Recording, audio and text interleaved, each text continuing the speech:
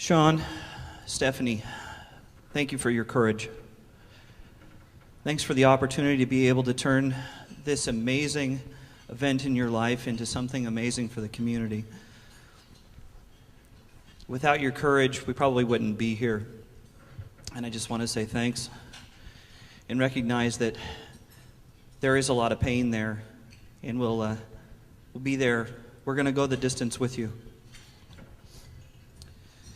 I'm Bradley, and I have the responsibility and the honor to serve the board of directors as the director of design and development for Jacob's House.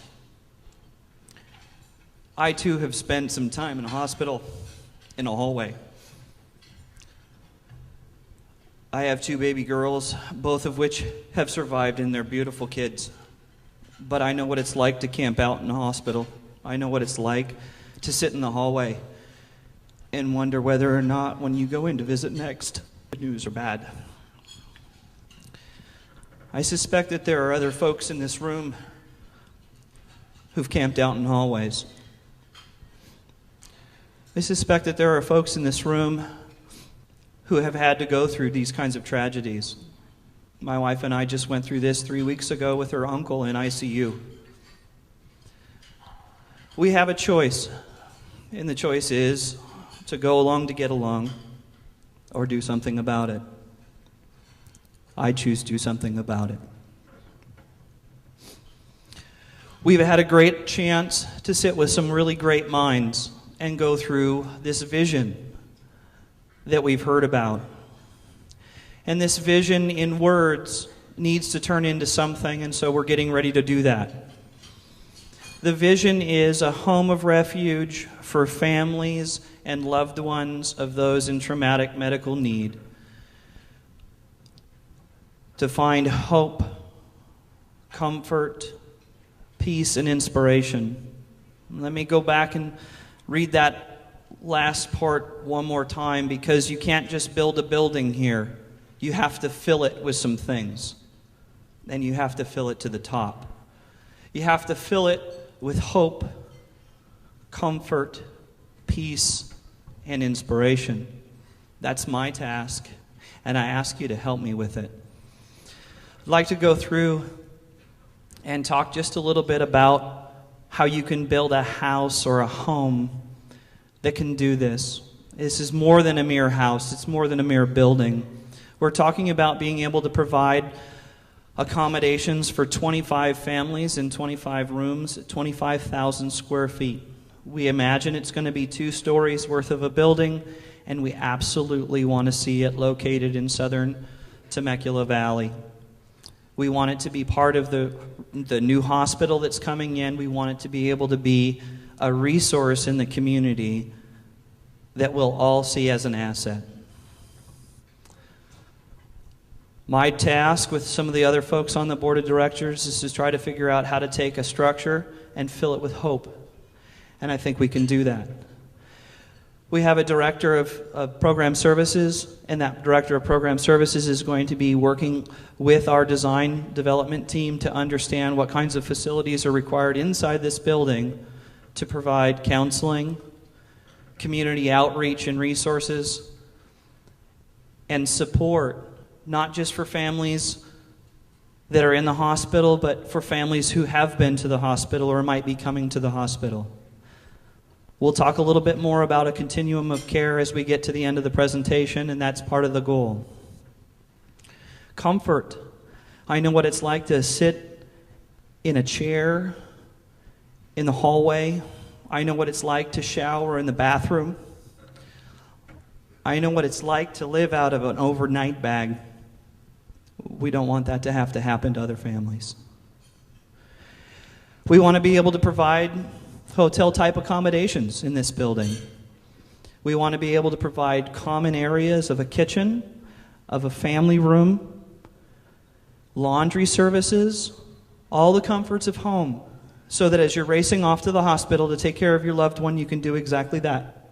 Take care of your loved one and not worry about the logistics. Peace.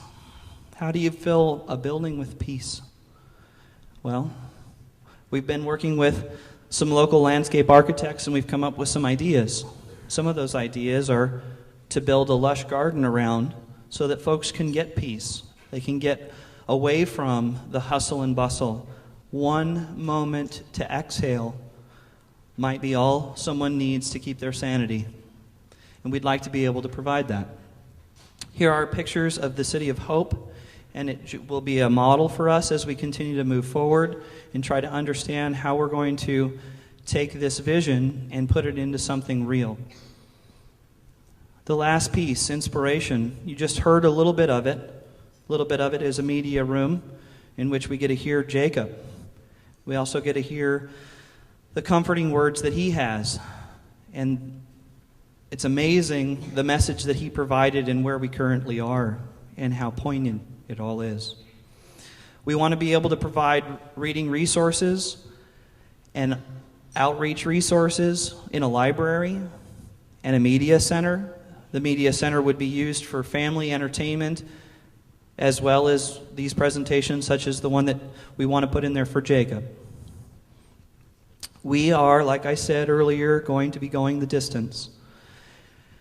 This is our kickoff, and we're looking forward anxiously to being able to announce a property within the next 3 months.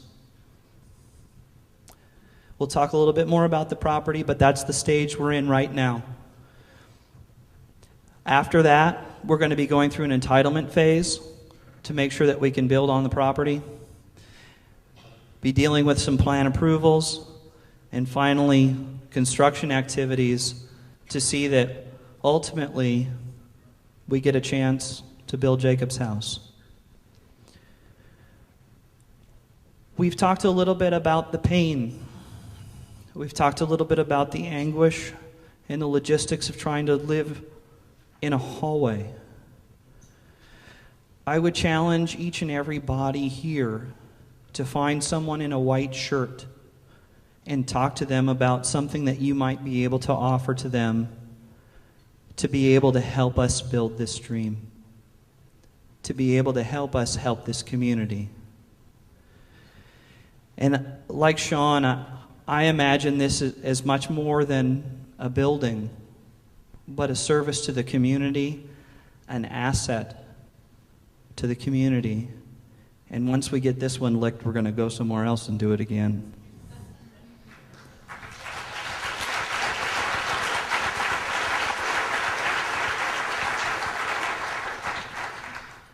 A year ago, we got a chance to sit down and do a visioning meeting where we talked about this vision, and here we've come a year later, and I can introduce to you what we believe is probably a concept of what the site might look like. I'm not going to talk very much about the other two buildings in this, but as you can probably see in the bottom left-hand corner, there is one building on the piece of property. The other two we'll talk about as the next piece of the presentation. We're hoping that we can be in close proximity to the new hospital so that we can provide someone service rather than trying to get on the road and drive to and from and spend time doing things other than being at the bedside where they belong. As you can see, this site plan has a lot of really great features. It proposes a tot lot. It proposes an opportunity for a meditation garden, and it provides a way for these other buildings to interact. And with that, I would like to introduce Dr. Larry Boglin, who is the Executive Director of Hospice of the Valleys.